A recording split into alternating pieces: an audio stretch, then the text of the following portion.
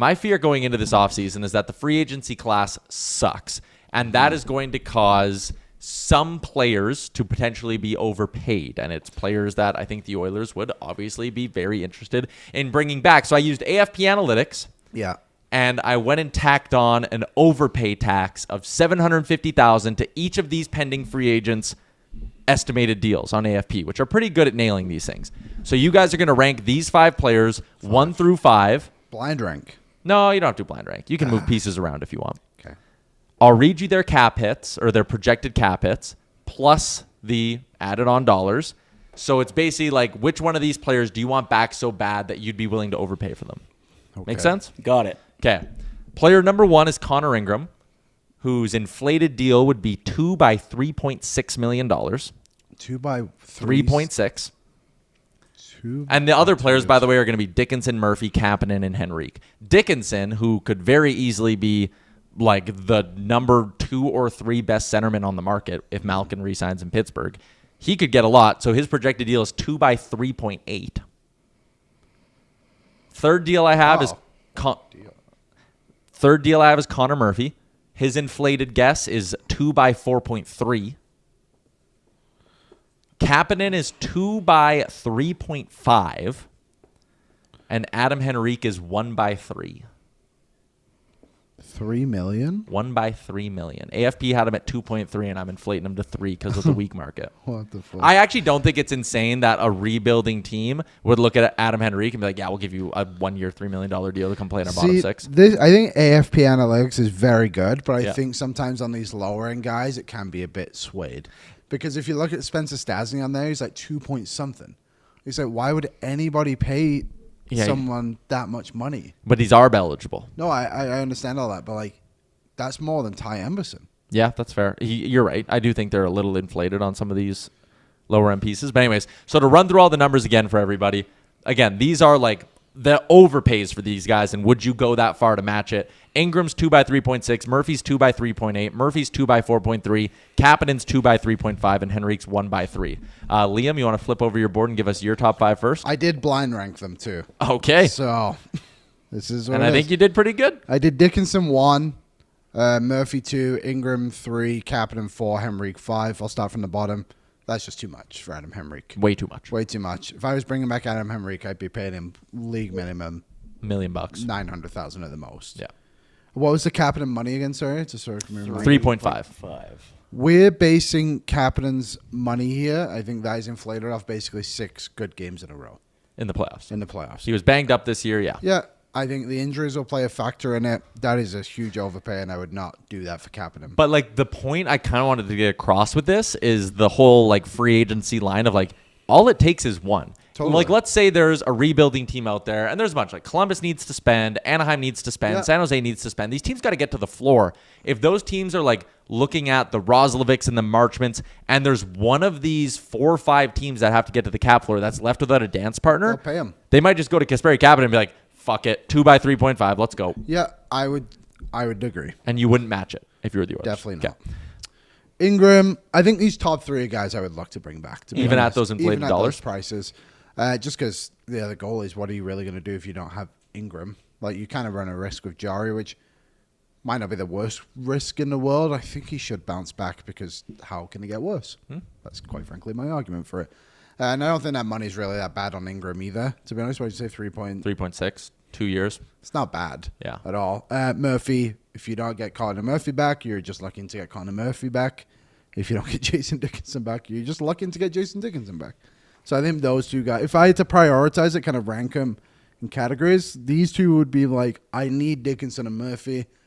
I'd like Ingram. I can live without Kapanen and Henrique is how I would do it. Exact same thing, except Dead for, on the same. No, my top 2 are switched. Murphy's my number 1. I agree with you. I think a top 4 defenseman is way more valuable to you than a third line center. And I think if you don't have Murphy, you're staring down playing Darnell Nurse and Jake Wallman as your second pair, and that scares the shit out of me. The one thing, and I think either one is fine. I think mine's better. With Murphy, you can probably push Wallman or Emberson to play until the deadline.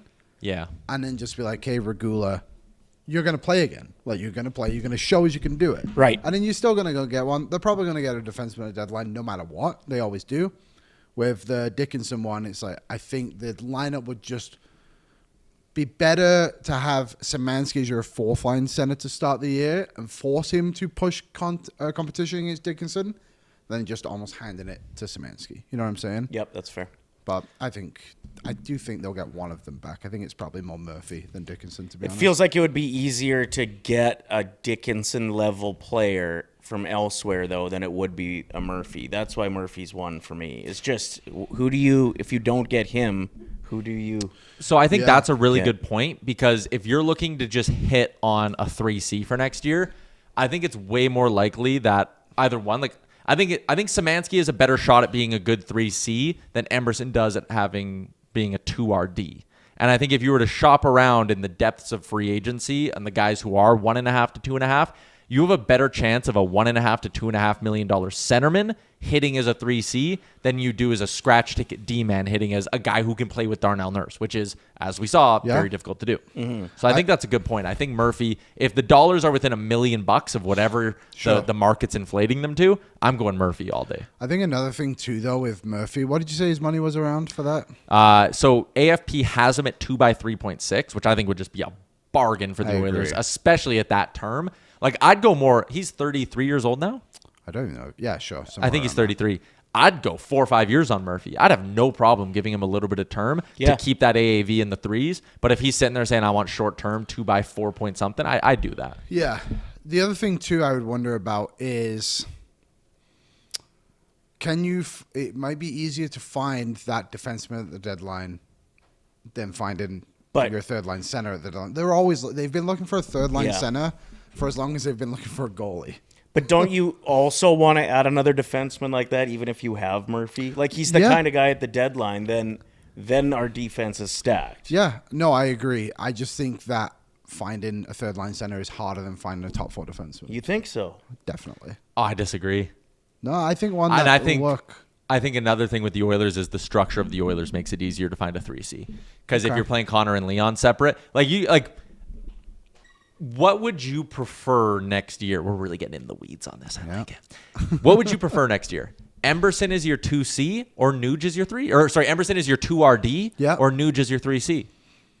Well, Nuge would be my 3C, but I think from the idea of what the Oilers would want them to be, I think Emberson would work better. Because they want Nuge to, they want the third line center to have some offense, of course, but I don't think it's really a requirement for them. They want guys, and maybe it's different under this new coach for sure. But it seems like they want their third line to go out there and match against the best lineup that the other team is providing. They want to free up the big dogs. And Jason Dickinson is probably the best third line center in the league. So why are you giving that up? That would be my argument to keep him. And the overpay, sure, it's going to be crazy for centers this summer. It seems like already Charlie Coyle. I don't think those two are in the same market though. Like Charlie Coyle pulls up points, Jason Dickinson doesn't. Charlie Coyle, did he have 60 points this year? Yeah. I think he was Columbus's leading scorer. He had 20 goals, whatever it was. Yeah. So I just think again, you can find. I think you can find top 4 defensemen, and sometimes too, guys just have great years and kind of come out of nowhere, and it's like, all right, yeah, that guy's good enough for me at the deadline.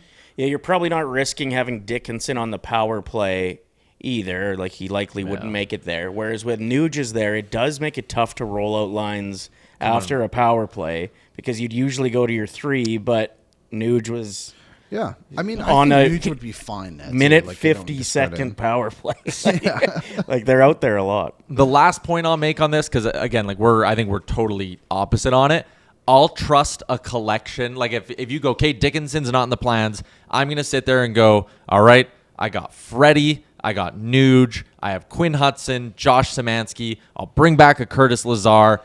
I got 5 guys fighting for 2 spots. Someone has to win these jobs. Versus on the blue line, I'm way more nervous if you're like, all right, Tyler, we're opening camp next year, and it's Emberson, Regula, Atro Lepinen fighting for 2 spots on the blue line. Josh Brown. Respectfully, fuck you. If you can't move Nurse this offseason as well, that changes the equation big time. Murphy truly was almost as impactful his own game as he was of just bringing out an okay Darnell Nurse. Yeah. I would sign both. Yeah. I would sign both. And the margins between the Dickinson and Murphy is very small. I don't think you really go wrong with whoever you sign. I'd also too probably should do a deeper dive into the market to see what's out there and like who can the Oilers sign if they don't get Murphy? Like what are the options? Someone said, "What do you think about Alexiak?" Doesn't really fit unless Nurse is gone because you have Ekholm, Nurse, Wallman as lefties, and I think they want to get away from flipping guys back and forth. Yeah, I agree. All right. What's up, Nation citizens? If you enjoyed today's episode of Oilers Nation Every Day, make sure you hit the subscribe button here on our YouTube to not miss any of our content. We got you covered from interviews, insight, analysis, everything you need to stay up to date on everything around the team. Hit that subscribe button so you don't miss a video.